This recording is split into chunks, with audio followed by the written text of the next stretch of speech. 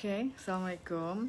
Saya Len Ramli. Selamat pagi, good morning. Hari ini hari Minggu. Pagi-pagi lagi sis sudah live ni, mau share dengan kamu. Okay, apa kabar? Sudah breakfast kah? Hai Sofia.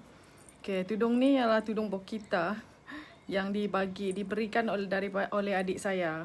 Adik saya bagi ni lama sudah, suara ni baru berkesempatan untuk pakai. Dan muka saya ada sedikit bulat pula dengan tudung ni kan. Anyway muka saya ni langsung tiada makeup, dari cuci muka je tadi pakai collagen soap tu. Dan hanya pakai lipstick Nurisa sikit je dan pakai di sini sikit, okay. So hari ni saya mau share pasal tips untuk kamu berjimat semasa musim PKP ni ya. So ada banyak sekali insentif yang diberikan oleh kerajaan, okay. Contohnya macam penangguhan PTPTN kan. Penangguhan PTPTN sampai 30 Jun kan. Lepas tu ada lagi keluarga dapat bantuan kewangan sebanyak 600 tempoh maksima 6 bulan bagi pekerja yang terpaksa mengambil cuti tanpa gaji. Dan ada lagi ahli KWSP yang boleh keluarkan duit daripada wang simpanan untuk membantu semasa musim PKP ni. Okey, jadi betapa concernnya kerajaan ni kepada rakyat semasa musim PKP ni, kerana kita boleh agak orang tidak dapat bekerja. Hai Sophie. Orang tidak dapat bekerja, orang diberikan cuti tanpa gaji. Jadi itulah insentif kerajaan beri ini untuk memudahkan rakyat. Tapi janganlah kita sebagai rakyat ni mengambil ini sebagai satu benda yang remeh. Tapi kita kena sepatutnya lebih mengambil peluang ni sebagai satu manfaat dan kita lebih berjimat-jimat. Dan saya harap langkah-langkah yang saya sebutkan nanti ini akan dapat membantu kamu dalam merancang kewangan kamu semasa musim PKP ni. Okay? So, banyak kemudahan yang kamu dapat, betul, daripada kerajaan. Orang yang bergaji di bawah 4,000 pun dapat. Kaki tangan kerajaan yang di bawah grade 56 pun dapat. Jadi, macam ada lebihan duit kepada sesetengah golongan sasaran lah. Okay. So apa yang kamu perlu buat? Pertama, kamu kena agihkan duit kamu tu. Okay. Kamu agihkanlah yang penting, keperluan macam mana? Keperluan dapur, keperluan rumah. Okay. Janganlah kita ni panik sampai takut sampai jadi itu ini, lepas tu terus membeli banyak-banyak. Contohnya macam beli tisu banyak sangat tu. Saya dah faham lah kenapa orang beli tisu sangat banyak. Kan, pembelian panik tu sebab takut nanti jadi apa-apa. Jadi secara tidak langsung bila perbelanjaan panik ni berlaku, perbelanjaan kita akan menjadi lebih daripada biasa. Bayangkanlah macam contohlah kita beli Maggi 2 kan. Kerana kita panik, kita terus beli sampai 10. Siapalah mau kasih habis Maggi tu? Sampai macam-macam jenis masakan sudah kamu buat. Goreng lah, rebus lah, apalah. Macam-macam jenis sudah masakan yang dibuat hanya untuk menghabiskan stok tu. Jadi itu ialah satu pembaziran, okay? Pembaziran, akhirnya dia akan jadi satu pembaziran. Tambahan pula, musim PKP ni kan kerajaan sudah bagi jaminan bahawa keperluan kita ni akan sentiasa cukup. Jadi tidak perlulah ada pembelian panik tu. Kerana pembelian panik ni hanya akan memberi negatif keburukan saya kepada kewangan keluarga kita. Okay?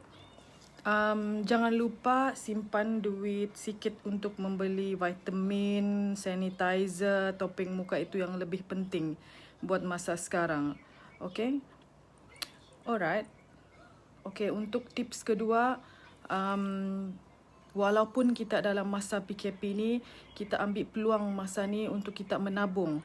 Kenapa saya cakap begitu? Bila masa sekarang pergerakan kita terhad, jadi sepatutnya kita dapat lebih menabung. Contohnya seperti hari-hari biasa, bila pergerakan secara normal, kita pergi ke tempat kerja, kita memerlukan duit untuk isi minyak kereta, untuk lunch, untuk makan, untuk beli pakaian, untuk beli tudung, beli makeup, segala-galanya.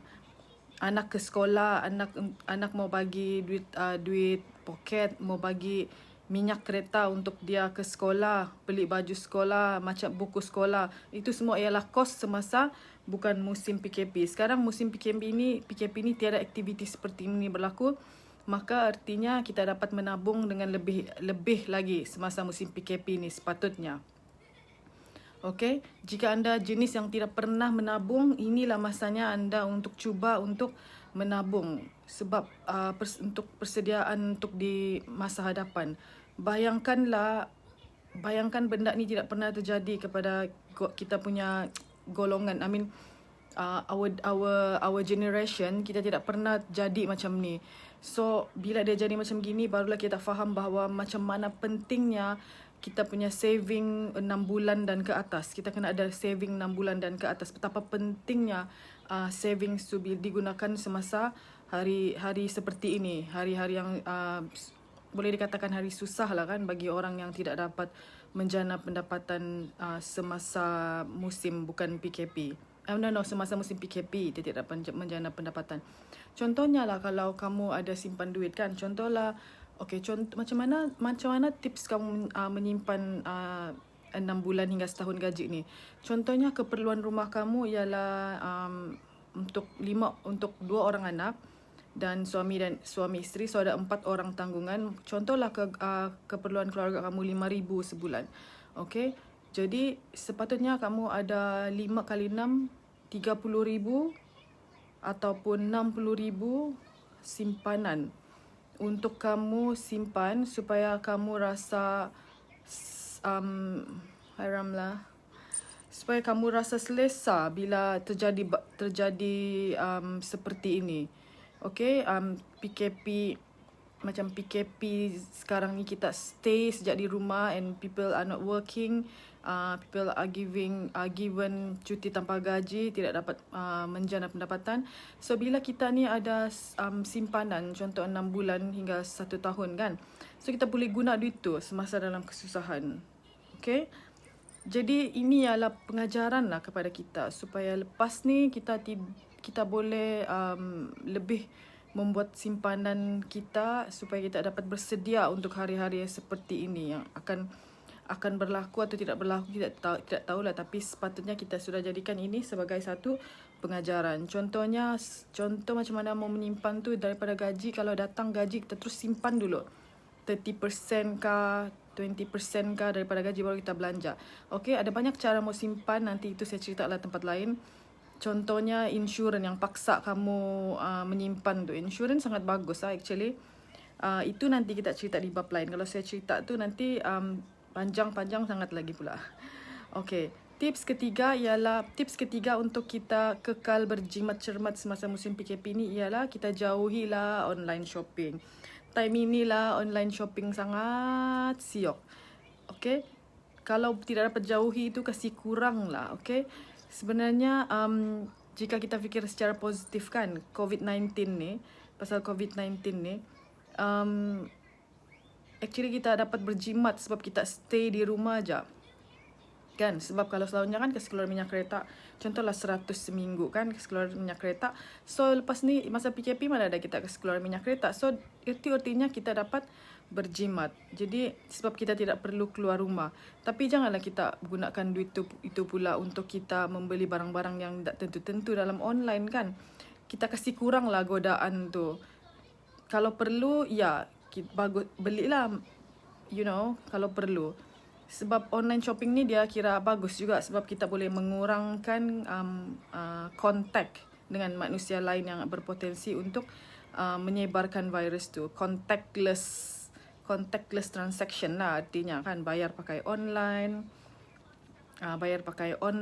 lepas tu orang pun hantar, simpan je di tepi pagar kah. So actually it helps from the COVID-19 punya spread lah. Tapi kita kurangkan lah, kerana bila kita bosan kan, kita mau shopping ni tangan di jari je begini, itulah kecenderungan untuk kita lebih berbelanja kerana online shopping. Tapi saya tidak cakap itu tidak boleh totally. Kena fikir secara pintar lah orang bilang kan. kasih kurang lah, janganlah membeli yang tidak tentu, hanya beli benda yang sepatutnya. Okay, sebab online shopping ni untuk masa-masa ini is very good because kita promote contactless transaction, tidak ada kontak dengan manusia. Itulah sebenarnya objektif utama pun untuk mengelakkan COVID-19 ni. Okay. Okay, tips keempat ialah kita mesti melibatkan anak untuk sama-sama menabung. Okay, sebab anak ni lah yang akan menjadi faktor untuk menambah perbelanjaan semasa PKP kan.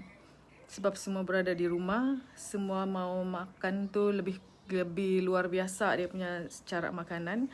Lepas tu penggunaan elektrik pula pun bertambah-tambah. So kita mesti kasih tahu anak-anak kita ni bahawa macam mana keadaan PKP ni, macam mana mereka perlu berjimat-jimat dari mereka lah. Macam saya pun, saya selalu membebel dengan anak saya. Bila saya turun dari bilik, saya akan cakap, tutup kipas, tutup aircon, tutup semua, tutup. Kalau tiada orang, tutup. TV, tutup. Sebagai ibu ni, itulah kita punya fungsi tu, membebel je. Mami ni membebel je. Orang cakap, iyalah membebel. Buat apa kau mau bayar begitu tu? Rugi sejak. Tiada-tiada kan? Okay, tips terakhir ialah masak di rumah. Okay, masak di rumah, pandai-pandailah kamu cari di Facebook kah, di mana kah. Macam saya tengok pun macam ramai sudah, macam-macam sudah orang pandai bikin kan. Pandai bikin penjaram lah, terasa mau makan tapi tak tahu di mana mau beli, bikin dah penjaram. Tapi saya balik-balik buat penjaram tak jadi. Oh, jadi tumpik pula. Kamu tahu tumpik ya? Cuba lagi macam 3 kali saya cuba jadi tumpik je. Tapi asal dapat makan lah kan. Macam saya tengok ramai semua pandai-pandai buat roti canai lah. Nak dapat kamu pergi kedai tu untuk beli roti canai. Lepas tu ramai orang buat puri lah. Saya tak tahu pula orang Sabah ni suka makan puri. Okay.